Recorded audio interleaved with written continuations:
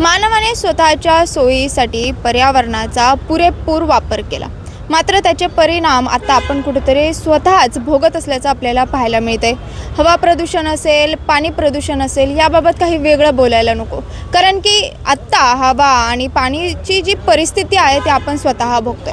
यासोबतच मानवाने स्वतःला राहायला जागा कमी पडत असल्यामुळे झाडं तोडायला सुरुवात केली, टेकड्या जे आहेत ते फोडायला सुरुवात केली। असाच काहीसा प्रकार जो आहे तो पुण्यामध्ये घडत असल्याचा आरोप करण्यात आलेला आहे। पुण्यातील पौड रस्त्यावरील सर्वे नंबर 44वर अनधिकृतरित्या जी टेकडीचं फोडण्याचं काम जे आहे ते सुरू असल्याचा आरोप करण्यात आलेला आहे। विशेष म्हणजे ही माहिती जी आहे ती आम्हाला एका गोपनीय सूत्रांनी दिली। आम्ही जेव्हा या संपूर्ण प्रकरणाची चौकशी केली तेव्हा तिथले जे तहसीलदार असतील, ज्यांच्या अंडर हा जो भाग येतो, त्यांच्याशी आम्ही संपर्क साधण्याचा प्रयत्न केला। त्यावेळी त्यांनी आम्हाला 2 दिवसात जो तलाठी जे आहे ते पंचनामा करून आम्हाला उत्तर देतील।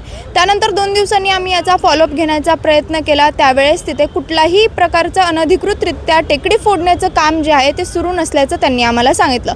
तसंच दुसरीकडे त्यांनी असंही सांगितलं की तिथे PMC कडून बगीच्याचं काहीतरी काम सुरू आहे। त्यानंतर आम्ही या तलाठी जे आहे त्यांनी जो पंचनामा केला त्याचा रिपोर्ट मागायचा प्रयत्न केला, मात्र त्यांनी आम्हाला तो रिपोर्ट जो आहे तो दिला नाही।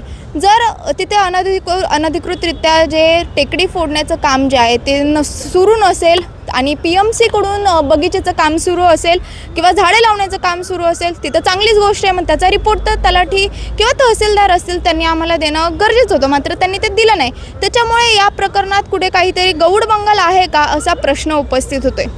एकीकडे PMC, तहसीलदार, तलाठी असे सगळे जे प्रशासन आहे ते एकीकडे राहिलं, मात्र दुसरीकडे या सगळ्याचा परिणाम जो आहे तो पुण्याच्या पर्यावरणावरती होत असल्याचं आपल्याला पाहायला मिळते।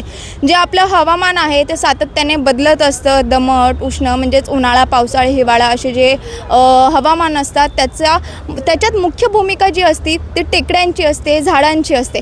मात्र पुण्यात जर अशा अनधिकृतरित्या टेकडी फोडण्याचं काम जर होत असेल, असे आरोप जर होत असतील आणि त्याला आम्ही जेव्हा प्रश्न विचारतो तेव्हा पटेल असं उत्तर किंवा समाधानकारक उत्तर मिळत नसेल तर पर्यावरणाच्या या हानीला कोण जबाबदार आहे असा प्रश्न या सगळ्यातून उपस्थित होतोय। त्याच्यामुळे ते अनधिकृत तिथे टेकड्या फोडण्याचं काम सुरू आहे का, जर सुरू असेल तर त्यावर कारवाई का करण्यात येत नाही आहे, यात कोणाकोणाचा हात आहे, या सगळ्यांची उत्तरे देणार कोण असा प्रश्न या सगळ्यातून उपस्थित होतोय।